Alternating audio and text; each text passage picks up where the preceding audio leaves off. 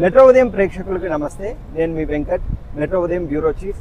నేడు మనం కాళోజీ కళాక్షేత్రంలో ఉన్నాము. నేడు కాళోజీ కళాక్షేత్రంలో ఓరుగల్లు గాన కళావైభవం కార్యక్రమం నిర్వహించడం జరుగుతుంది.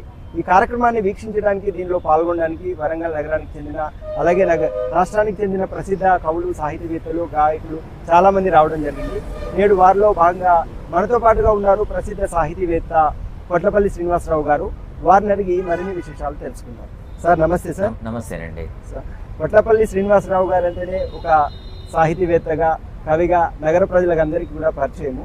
మన ఇత్తడి మంచి కార్యక్రమాలు జరుగుతున్నాయి మన కాళోజీ కళాక్షేత్రంలో. వరంగల్ నగరానికి మకుటాయమానంగా కళా పిపాసులకు అందరికీ కూడా మనకి కాళోజీ కళాక్షేత్రం ఉంది.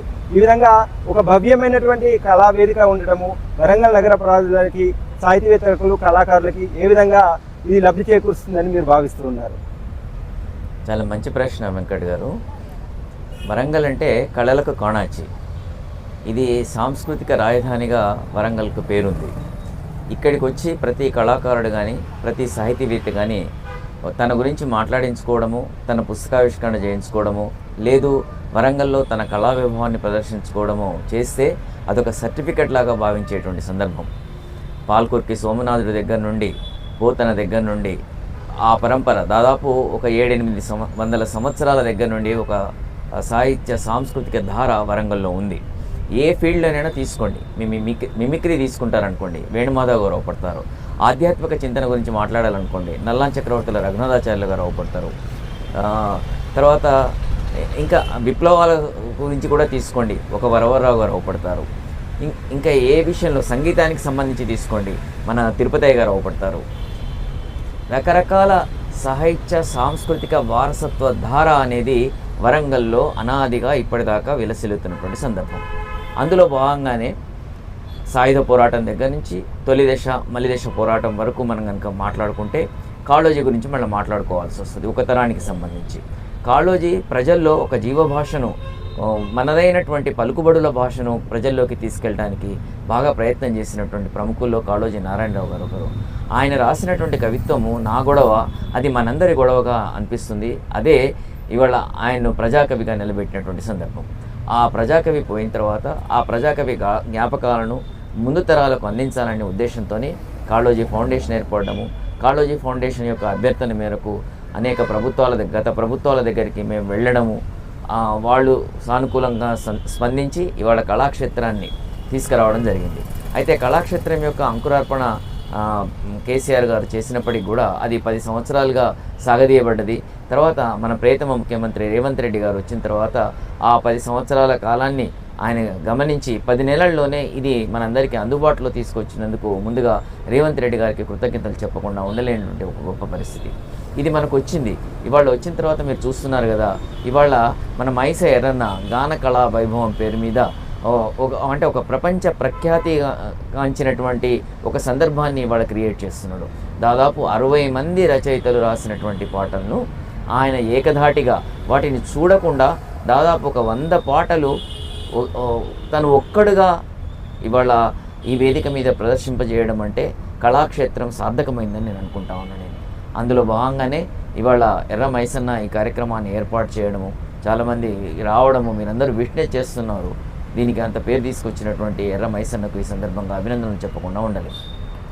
ఒకప్పుడు సాహిత్యం కానీ, కళలు కానీ ఇవన్నీ కూడా సమాజంలో ప్రజలకి ఒక స్పష్టమైనటువంటి వైఖరిని, దృక్పథాన్ని, చైతన్యాన్ని, అభివృద్ధిని, ఏ మార్గంలో వెళ్ళాలి అభివృద్ధి పదంలో అనేది శాసించే విధంగా, చూపించే విధంగా దివిటీగా ఉండేది. కానీ ఆధునిక కాలంలో సాహిత్యం బహుశా మరుగున పడిందేమో, దానికి ఉండాల్సినటువంటి ప్రాధాన్యత ప్రస్తుతము సమాజంలో ప్రజలు కానీ, ప్రభుత్వాలు కానీ చూపించలేదు అని అనిపిస్తుంది. ఎందుకంటే చాలా రకాలైనటువంటి వికృతులు సమాజంలో, డబ్బు పట్ల, ఆకర్షణల పట్ల, విదేశీ పాశ్చాత్య మోదుల పట్ల ఉన్నటువంటి ఆకర్షణ నేటి మన సాహిత్యం పట్ల కానీ, మన కళలు, సంస్కృతి, మనదైనటువంటి జీవన విధానం పట్ల లోపిస్తుందని అనిపిస్తుంది. దీనికి కావలసినటువంటి కృషి సాహిత్యపరంగా సాహితీవేత్తలు చేయట్లేదంటారా, సమాజం స్వీకరించట్లేదంటారా? మీరు ఏ విధంగా భావిస్తున్నారు? ఇది బొమ్మ అంటే నాణ్యానికి 2 వైపులా ఉన్నటువంటి మాట, బొమ్మ బురుసులాగానే ఉంటుంది. రీసెంట్గా ఇవాళ మన సాంస్కృతిక శాఖ మార్చులు జూపల్లి కృష్ణారావు గారు సాంస్కృతిక విధ్వంసము, మన జీవన విధానం మీద 2 సెషన్స్ రవీంద్ర భారతిలో కండక్ట్ చేస్తున్నారు. దాంట్లో ఏమైపోయిందంటే ఒక తరానికి తరం వాట్సాప్ యూనివర్సిటీస్లలో, ఫేస్బుక్లలో తమ రచనలు పెట్టుకోవడము, ఒకళ్ళకోళ్ళు ఆదాన్ ప్రదాన్గా వాటి గురించి మాట్లాడుకునేటువంటి సందర్భంలోంచి, ఇది ప్రజలకు దూరం అవుతున్నటువంటి సందర్భంలోంచి ఈ ప్రశ్న మీరు జనరేట్ చేసిందని నేను అనుకుంటా ఉన్నాను. కానీ నిజానికి సాహిత్యం ఎప్పుడు ప్రజలకు దూరం కాలేదండి. అది దూరమైందని ఎట్లా అనుకుంటారు మీరు? భావజాల వ్యాప్తికి తెలంగాణ ఉద్యమం లోపట కవులు, కళాకారులు చేసిన కృషి వల్లనే కదా తెలంగాణ వచ్చింది. అంటే ఒక తెలంగాణ ఉద్యమానికి కవులు, కళాకారులు మాత్రమే వెన్నుదన్నుగా నిలబడ్డటువంటి సందర్భం అది తెలంగాణ సాధనకు క్రియాశీలమైనటువంటి పాత్ర వహించింది. అది వహించింది కాబట్టే ఇవాళ మనం ఒక గద్దర్ గురించో, లేకపోతే అందశ్రీ గురించో, గోరటి వెంకన్న గురించో, సుద్దాల అశోకతేజ గురించో, దేశపతి శ్రీనివాస్ గురించో, ఇలా రకరకాల కవులు, కళాకారుల గురించి మాట్లాడుకుంటున్నాం. ఒక నందిని సిద్ధారెడ్డి గురించి మాట్లాడుకుంటాం, ఇవాళ ఒక ప్రజాకవి కాళోజీ గురించి మాట్లాడుకుంటాం. అంతెందుకు పోతన నుండి నా పేరు తీసుకుంటే పొట్లపల్లి దాకా ఇవాళ ప్రజల గురించి మాట్లాడుకునేటువంటి గొప్ప సందర్భమే ఉంది. ఎందుకంటే ప్రజలకు దూరమైనటువంటి సాహిత్యం ఏమి కాదు. అయితే మీరన్నట్టు ఒక కొత్త తరం మాత్రము పుస్తకాలు చదవలేనటువంటి ఒక పరిస్థితి క్రియేట్ కాబడ్డది. దాన్ని మళ్ళీ మనం చదివించాలంటే విద్యా విధానంలో కవుల గురించి, తర్వాత వీటి గురించి చాలా పరిశ్రమ చేయాల్సిన అవసరం ఉందని నేను అనుకుంటా ఉన్నాను. శ్రీనివాసరావు గారు, మీరు చేసినటువంటి ప్రముఖ రచనలు ఏవి ఉన్నాయో వాటికి సంబంధించిన వివరాలు మా ప్రేక్షకులకు వివరిస్తారా? నేను మొదటగా చైతన్య గులాబీలోని మినీ కవిత్వాన్ని తీసుకొచ్చాను నేను. శ్రీనివాసరావు గారు, మీ సాహితీ ప్రస్థానం ఏ విధంగా ప్రారంభమైంది? మీరు బాల్యం నుంచి మీకు సాహిత్యాభిలాష, సంస్కృతి, ఇది మిమ్మల్ని ఏ అంశాలు మిమ్మల్ని ఒక సాహితీవేత్తగా మార్చాయని మీరు అనుకుంటున్నారు? నిజమే. నా పాఠశాల వాతావరణం, నేను పెరిగినటువంటి గ్రామీణ నేపథ్యము, చిన్నప్పుడు మా నాయనమ్మ చదివినటువంటి పుస్తకాలు, కాశీ మజిలీ కథలు కావచ్చు, వీరబ్రహ్మం గారి చరిత్రలు కావచ్చు, లేదు ఆనాటి వచ్చినటువంటి పత్రికలు కావచ్చు, రకరకాల పత్రికలు అవన్నీ చదివేది ఆమె సందుగలో దాచుకునేది. అంటే 5వ తరగతి నుండే దీనికి సంబంధించినటువంటి ఒక బీజం పడిందని నేను అనుకుంటా ఉన్నాను. అదే సందర్భంలో స్కూల్లో కూడా 15th ఆగస్ట్ కానీ, 26th రిపబ్లిక్ డే కానీ వచ్చినప్పుడు ఒక దేశభక్తి పూరితమైనటువంటి గేయాలతోని ఆ ఉపాధ్యాయులు చెప్పేటువంటి సందర్భం కూడా ఉంది. అంతేకాకుండా చిన్న చిన్న నాటికలు వేయించడము, మాతోని ఆ పాత్రలు నటింపజేయడము, ఒక నాటిక లోపల నేను ఒక సిపాయిగా నటించడం, ఇవన్నీ కూడా ఒక బ్యాక్గ్రౌండ్లో వచ్చిందని నేను అనుకుంటా. తర్వాత ఎప్పుడైతే హన్మకొండకు వచ్చామో, హన్మకొండ లోపల ఉద్యోగరీత్యా మా ఫాదర్ ఉద్యోగరీత్యా నేను హన్మకొండకైతే వచ్చాను. వచ్చిన తర్వాత ఇక్కడ ఉన్నటువంటి పాఠశాల వాతావరణం లోపల ఎలక్యూషన్, ఎస్సే రైటింగ్ కాంపిటీషన్స్ విరివిగా జరిగేటువంటి, అంటే విద్యార్థుల్లో ఉండేటువంటి సృజనశీలతకు పదును పెట్టేటువంటి కార్యక్రమాలు ఉండేటివి. అంతేకాకుండా పాఠశాల లోపల ఎథిక్స్కి సంబంధించినటువంటి ఒక పీరియడ్ కూడా ఉండేది. సో వాటి వల్ల విద్యార్థుల్లో ఒక సృజనశీలత వచ్చిందని నేను అనుకుంటా ఉన్నాను. నేను బహుశా అది నాలో కొంత ప్రభావాన్ని చూపెట్టిందేమో.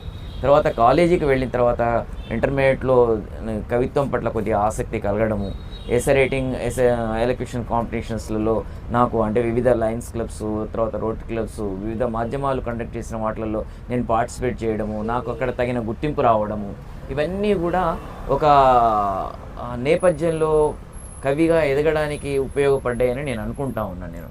సో దానిలోంచే భాగంగానే నేను మళ్ళీ గ్రాడ్యుయేషన్లో జాయిన్ అయిపోయిన తర్వాత కాలేజీ మ్యాగజైన్కు కవితలు పంపించడము, తర్వాత అక్కడ జనధర్మ అనే పత్రిక ఉంది, జనధర్మకు కూడా మీరు పంపించామని చెప్పడము, ఆ పత్రిక యాజమాన్యం ప్రోత్సహించడము, తర్వాత ఇక్కడ ఉన్నటువంటి సాహిత్య వాతావరణము, ఈ సాహిత్య వాతావరణం లోపల కాళోజీ వాళ్ళతో పరిచయం కావడము, మిత్రమండలికి వెళ్ళడము, ఇవన్నీ కూడా ఉపయోగపడ్డాయి.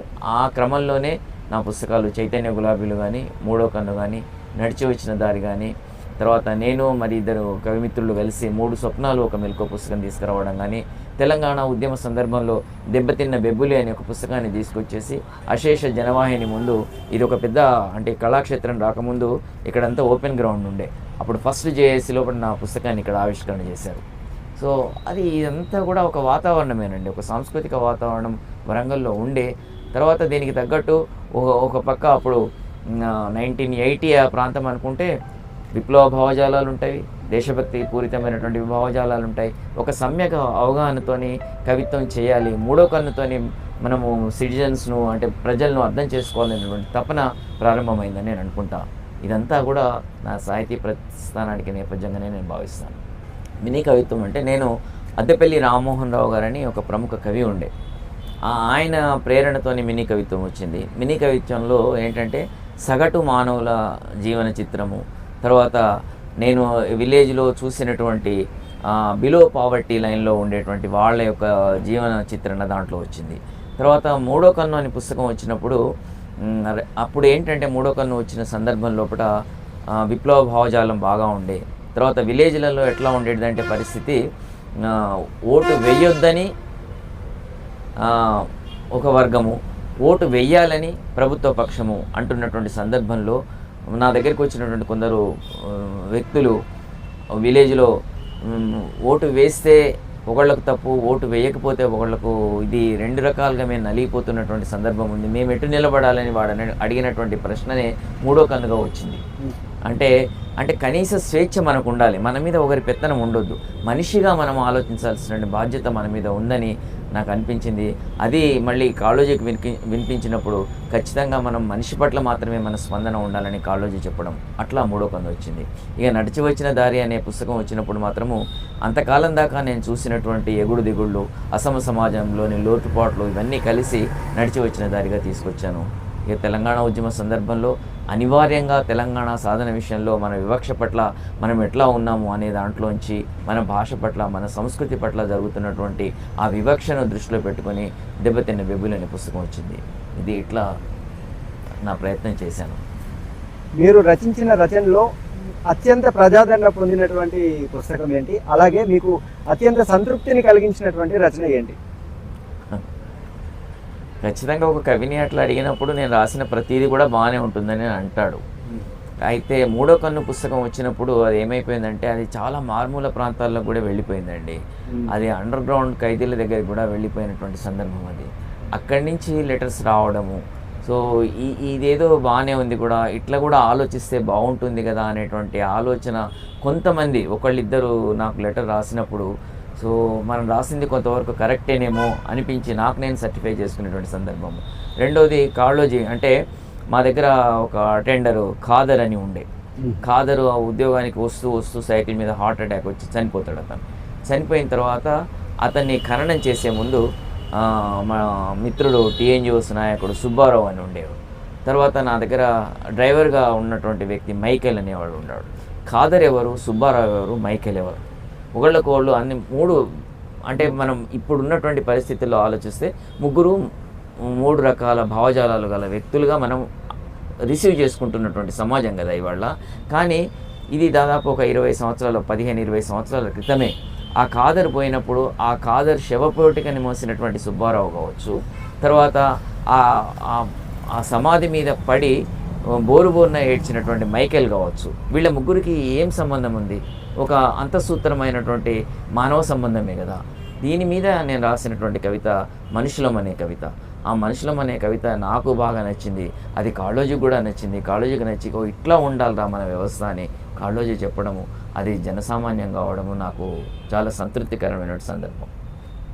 ఇప్పుడు సాహితీ క్షేత్రంలో ఈ మధ్య కాలంలో ఎదుగుతున్నటువంటి నూతన తరానికి మీరేమైనా సందేశం ఇవ్వదలుచుకున్నారా? సందేశాలు ఇచ్చేంత పెద్దతనం నాకు వచ్చిందని నేను అనుకోవడం లేదు. కానీ నూతన తరం ఒక కాన్సెప్ట్తో రాయాలని నేను అనుకుంటా ఉన్నా. వాళ్ళు ఏ కవిత రాసినా ఎట్లా రాసినా దాంట్లో ఇది శిల్పం బాగుందా లేకపోతే జిగి బాగుందా అనే దాని మీదనే ఎక్కువగా ఆలోచిస్తున్నారు. కానీ వస్తువు పట్ల కొద్దిగా సమగ్రత చూపిస్తున్నట్టుగా అనిపించడం లేదు. వీళ్ళంతా కొద్దిగా వాట్సాప్ యూనివర్సిటీస్ నుంచి బయటికి రావాలి. అంటే ఎంతసేపు ఆ వాట్సాప్లలో పెట్టుకోవడము, లేదు ఫేస్బుక్ లోపల ఆహా ఓహో అనుకోవడం, ఇట్లాంటి దాని నుంచి కొద్దిగా బయటకు వచ్చేసి మనిషి పట్ల తమ స్పందనను కేంద్రీకృతం చేసేటువంటి రచనలు రావాలని నేను అనుకుంటా. ఎంతసేపు మనము ఒకే విషయాన్ని పలు రకాలుగా చెప్పే కంటే సామాజిక అవగాహనకు సంబంధించినటువంటి రచనలు కూడా చేయాలని నేను అనుకుంటా ఉన్నాను. నేను ఆరోగ్యానికి సంబంధించినటువంటి విషయాలు కావచ్చు, రక్తదానానికి సంబంధించిన విషయాలు కావచ్చు, ఒక అవగాహన కలిగించేటువంటి చైతన్యపూరితమైనటువంటి రచనలు కొత్త తరం నుంచి రావాలని నేను ఆశిస్తున్నాను. సో ఇదండి మన శ్రీనివాసరావు గారితో ముచ్చటించినటువంటి విధానము. వారు చెప్పేది ఏంటంటే మనిషి సమగ్ర వికాసంలో సాహిత్యం అనేది ప్రముఖ పాత్ర వహిస్తుంది. ఎంతగా మనం సాంకేతికంగా టెక్నికల్గా అభివృద్ధి చెందినప్పటికీ ఒక పరిపూర్ణ మానవుడిగా ఎదగడంలో ఒక కవి యొక్క సాహిత్యం పాత్ర ఎంతో విలువైంది అని వారు చెప్పడం జరిగింది. అలాగే వారి సాహిత్య ప్రస్థానము, వరంగల్ నగరానికి సంబంధించినటువంటి కవులు, కళాకారులు, కాలేజీతో వారికి ఉన్నటువంటి అనుబంధము అన్నీ కూడా మన ప్రేక్షకులకు వివరించారు. నమస్తే అండి. నమస్తే. ధన్యవాదాలు.